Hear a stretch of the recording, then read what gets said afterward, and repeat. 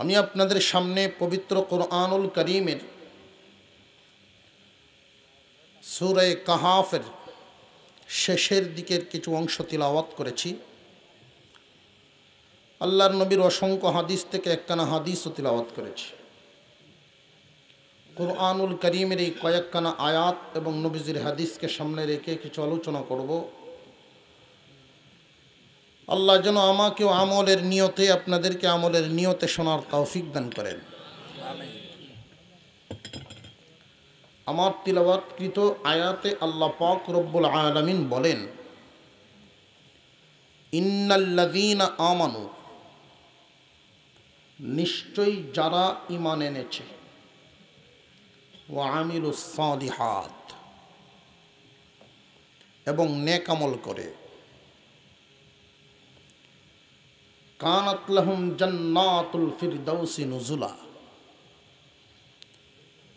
তারা জান্নাতের মেহমান হবে।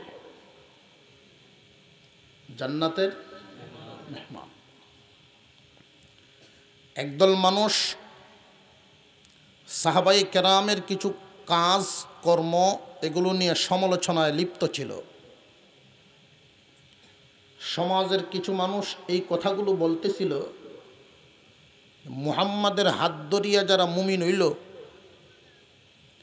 মুমিন মুসলমানরা ইচ্ছামতো জীবনযাপন করতে পারে না,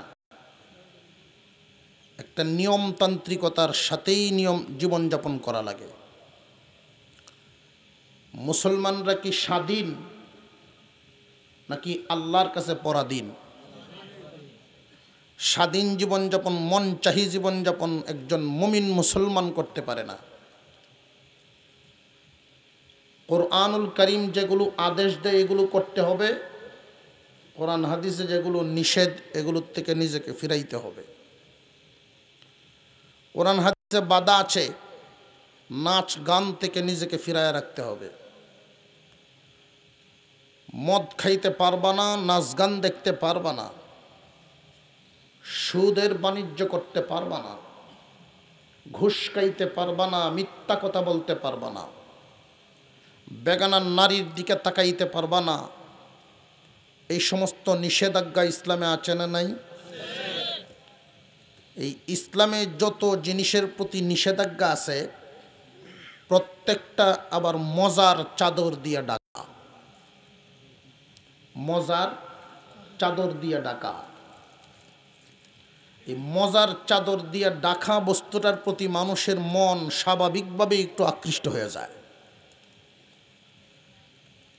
মুমিন মুসলমান হওয়ার কারণে আল্লাহর ভয়ে এগুলোর থেকে নিজেকে ফিরায় রাখে।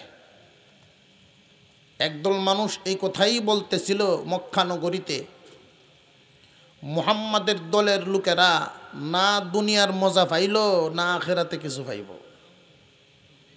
কারণ আখেরাত তো তারা বিশ্বাসই করে না। দুনিয়ার মজার থেকে এরা খামাকা নিজেদেরকে বঞ্চিত রাখতেছে। বরং আমরাই বালা, খাই দাই ফুর্তি করি, যা ইচ্ছা তা করি।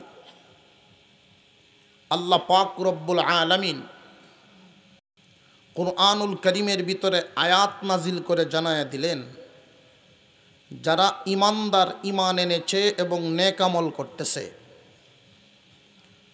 তারা তাদের এই কাজকর্ম অনর্থক করতেছে না, কাজে লাগবে। ওদেরকে আমি জান্নাতের মেহমান বানাবো। আল্লাহ পাক রব্বুল আলামিন আমাদেরকে জান্নাতের মেহমান বানাবেন। জান্নাতের মেহমান হইতে রাজি আছেন? জান্নাত এমনই একটা নিয়ামতের জায়গা। এই দুনিয়ার জমিনে আমরা যা কিছু দেখি বা না দেখি সমস্ত কিছু আখেরাতের স্যাম্পল। যেমন দুধ মজার বেমজার না মজার? আর একটু জোরে কর। একজন গরিব মানুষ, দিনদার, ইমানদার, কন্ট্রোলের ভিতরে চলাফেরা করার কারণে অন্যায় পথে উপার্জন করতে পারে না। সারাদিন পরিশ্রম করে যা উপার্জন করে তা দিয়েই জীবনযাপন চালায়। মন চাইলো 1 লিটার দুধ বাজার থেকে কিনে আনলো, পরিবারের সদস্যদেরকে নিয়ে যদি খায়, বন্টনে 1 কাপ পরে, 1 কাপ দুধ খাইলো, জিব্বায় মজা লেগে রইল, তৃপ্তি মিঠে নাই, মজা অনেক রইছে জিব্বায়। আল্লাহ পাক ফেরেশতাদেরকে জানায়া দেন, ফেরেশতারা, আমার বান্দা মুমিন নেক আমলদার, দুধ তার কাছে মজা লাগছে, দুনিয়ার জমিন ছাড়িয়া এই মুমিন মুসলমান নেককার বান্দা যখন আসবে, জান্নাতে আসলে তারে কাপ দিয়ে মাইপা দুধ খাওয়ানো হবে না, এটা স্যাম্পল দিলাম বান্দার কাছে কেমন লাগে। জান্নাতে আসার পরে কাপ দিয়া নয়, জগ দিয়া নয়, দুধের নদী বানায় রাখো, দুধের নদী বানায় রাখবেন, নদী।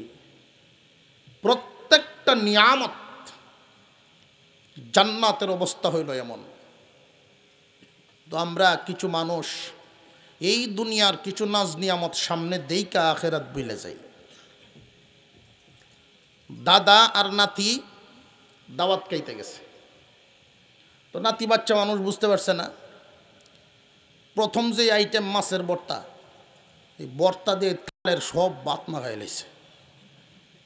তো দাদা কয় বাকি আইটেম খাইবে কি দিয়া? কয় আরও আইটেম রয়েছে। আমার সাথে আমার এক মুসল্লি বাটি অঞ্চলে কিশোরগঞ্জ জেলার একটা সাইটে ইটনা থানা আছে, ওইখানে প্রোগ্রামে গেলাম। তো মাছের ভর্তাই বেশ কয়েক প্রকারের করে ফেলছে মাছের এলাকায়। তো উনি ভর্তা জাতীয় যে বস্তু আছে এগুলো দিয়ে পেট ভরে লেছে। এরপরের যত আইটেম আসে খালি ছায়া দেখে আর কি ভুলটা করলাম।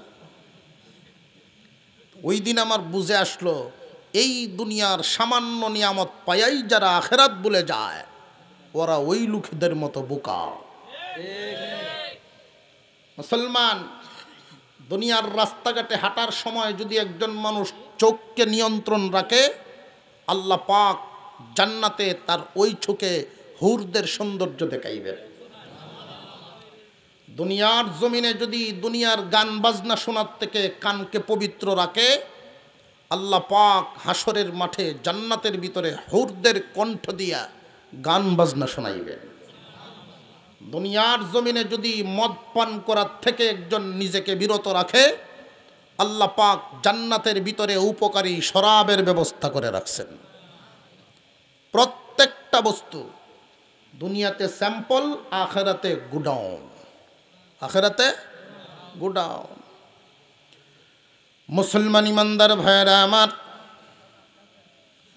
আল্লাহ পাক রব্বুল আলামিন আমাদেরকে এই দুনিয়ার জন্য বানান নাই, দুনিয়ার জন্য বানান নাই। দেখবেন একটা লাইট যদি কোম্পানি বাজারে ছাড়ে, একটা হায়াতের গ্যারান্টি দেয়, 3 মাস, 6 মাস, 1 বছরের হায়াতের গ্যারান্টি আছে না নাই? কিন্তু আপনি আমি এমন মানুষ, আল্লাহ পাক রব্বুল আলামিন আমাদের হায়াতের কোনো গ্যারান্টি দেন নাই। যদি আমরা এই দেশের রাষ্ট্রপতিকেও জিজ্ঞাসা করা হয় আপনি কয়দিন বাঁচবেন, 1 সেকেন্ডের গ্যারান্টি দিতে পারবে নাকি? যত ক্ষমতাধর ব্যক্তি হোক না কেন, কোনো মানুষের গ্যারান্টি নেই। কারণ আল্লাহ জানায়া দিয়েছেন, ইন্নাদ দুনিয়া খুলিকাত লাকুম ওয়া খুলিকতুম লিল আখিরাহ। হে দুনিয়ার মানুষ, এই দুনিয়ার জমিনটাকে আমি তোমাদের জন্য বানাইলাম, আর তোমাদেরকে আখিরাতের জন্য বানাইছি। জান্নাত এবং জাহান্নামের মাঝখানে মৌতকে ধরে এনে হাজির করা হবে।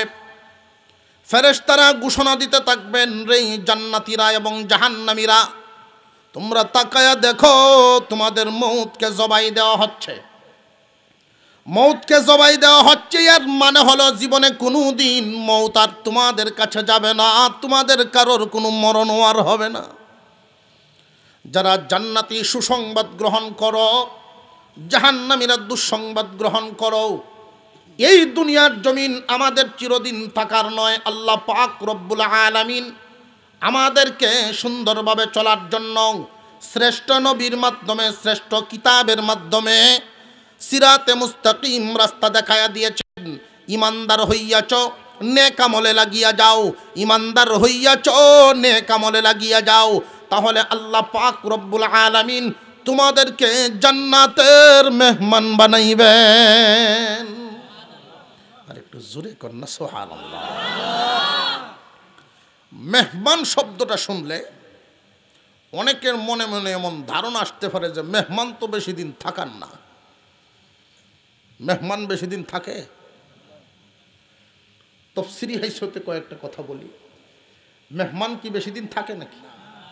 আল্লাহ যে মেহমান বললেন, বান্দার মনে যেন এরকম কোনো ভয় না জাগে, এজন্য পরের আয়াতে আল্লাহ বলেন খালিদিনা ফিহা, চিরদিন থাকবা। তাহলে মেহমান কেন বললেন?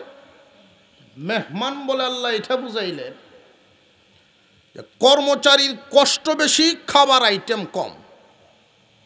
আর মেহমানের কোনো কষ্ট নাই, কিন্তু খাবার আইটেম বেশি। কন এটা হইল ব্যাখ্যা। আল্লাহ পাক রব্বুল আলামিন জান্নাতের মেহমান বানাবেন কথার দ্বারা আল্লাহ বুঝাইলেন, বান্দা জান্নাতে মেহমানের মতো থাকবা, কষ্টের কোনো কাজেই নাই, তো শান্তির কোনো শেষ নাই।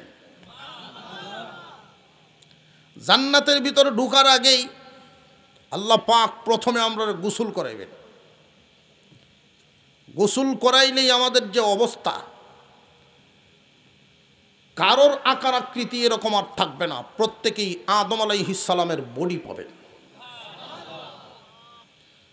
আদম আলাইহিস সালামের বডি মানে বর্তমানের হাত 120 হাত লম্বা। 120 হাত লম্বা মানুষটা প্রত্যেকেই এই বডি পাবো। ইউসুফ আলাইহিস সালামের চাইতে সুন্দর হবে, দাউদ আলাইহিস সালামের কণ্ঠস্বর পাবে, 33 বছরের যুবক হয়ে যাবে।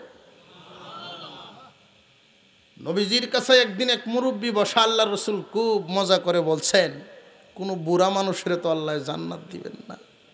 এমন কান্না শুরু করছে বুড়া। নবীজি বলেন, ভাইও বুড়া মানুষকে জান্নাত দিবেন না মানে হইল বুড়া বানায় আল্লাহ জান্নাতে ঢুকাবেন না। সুবহানাল্লাহ। নেককারকে আল্লাহ পাক জান্নাতের মেহমান বানাবেন। অনেকেই মনে মনে ভাবতে পারেন, হুজুর নেক ফতে থাকলে দুনিয়ার জিন্দিগি তো শেষ। উস্তাদ বয়ান করতেছেন খেদমতে খুদা মিলে, খেদমতে খুদা মিলে। তো এক ছাত্র বলতেছে, ঢাকা শহরের ছাত্র, খুব পাকনা, কয় হুজুর খেদমতে খুদা মিলে ঠিক, কিন্তু দেহের কিছু থাকে না। খেদমতে খুদা তো মিলেই, তো দেহের কিচ্ছু থাকে না। ইমানদার হওয়ার পরে নেক আমল তো করবো ঠিকই, দুনিয়ার স্বাদ আহ্লাদ বলতে, দুনিয়া বলতে আর কিছু নেতৃত্ব বলতে আমরা থাকতো না। আল্লাহ পাক রব্বুল আলামিন নেককারের মর্যাদা দুনিয়াতে দেখায়া দিছেননি না দিছেন না? আমরার হালত হইল যোগ্যতার চাইতে স্লোগান বড়। আমাদের যার যেমন যোগ্যতা আছে, যার যেই পরিমাণ অবস্থান আছে, এর চাইতে বক্তব্য গরম। যেই কারণে বদলা যেই পরিমাণ পাওয়ার কথা এমন হয় না। অথচ ইতিহাস আমাদের চোখের সামনে আছে, ইমানদার এবং আমলদার হওয়ার পরে, ইসলামের ছায়াতলে ঢোকার পরে মর্যাদা কম দামা মানুষের দাম আল্লাহ অনেক বাড়ায় দিয়েছে।